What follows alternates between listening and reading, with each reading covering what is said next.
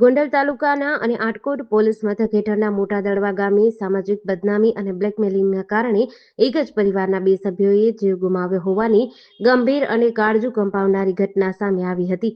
ફરિયાદીના ઘરના બેડરૂમમાં તેમની પત્ની આરોપીને બેડ ઉપર બેસીને પાણી પાતી હોય તેવો વિડીયો દેખાડી બ્લેકમેલ કરતો હતો.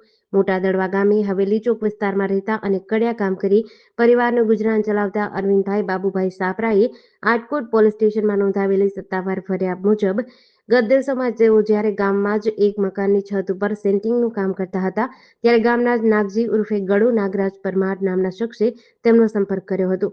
નાગજીએ અરવિંદભાઈને જણાવ્યું હતું કે તારો વિડીયો મારી પાસે આવ્યો છે.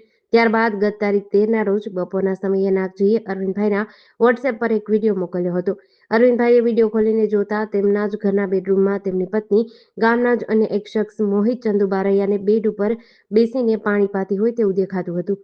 આ વિડીયો મોહિતે પોતાના મોબાઈલથી ઉતાર્યો હતો અને નાગજીએ અરવિંદભાઈને ધમકી આપી હતી કે મોહિતને તારી પત્ની સાથે આડા સંબંધો છે. જો તું પોલીસને કે અન્ય કોઈને જાણ કરીશ તો તારા હાથ પગ ભાંગી નાખીશું અને અમારે તારી પાસે પૈસા જોશે, નહીંતર આ વિડીયો વાયરલ કરી તારી બદનામી કરશું. આ વિડીયો બાબતે અરવિંદભાઈએ પોતાની પત્ની સાથે વાતચીત કરતા પત્નીએ જણાવ્યું કે મોહિત ફક્ત પાણી પીવા માટે જ ઘરે આવ્યો હતો અને આડા સંબંધની વાત ખોટી છે.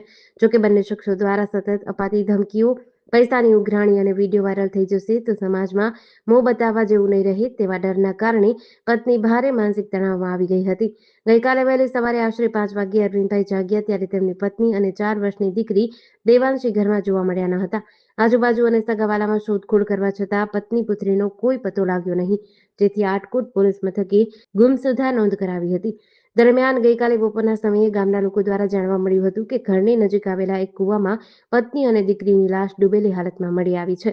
ધમકીઓ અને માનસિક ત્રાસથી કંટાળીને પત્નીએ દીકરી સાથે કૂવામાં કૂદી આપઘાત કરી લીધાનું સામે આવ્યું છે.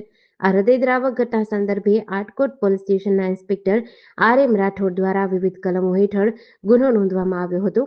ઘટનાની ગંભીરતાને ધ્યાનમાં લઈ આટકોટ પોલીસે તાત્કાલિક અલગ-અલગ ટીમો બનાવી ચક્રો ગતિમાન કર્યા હતા.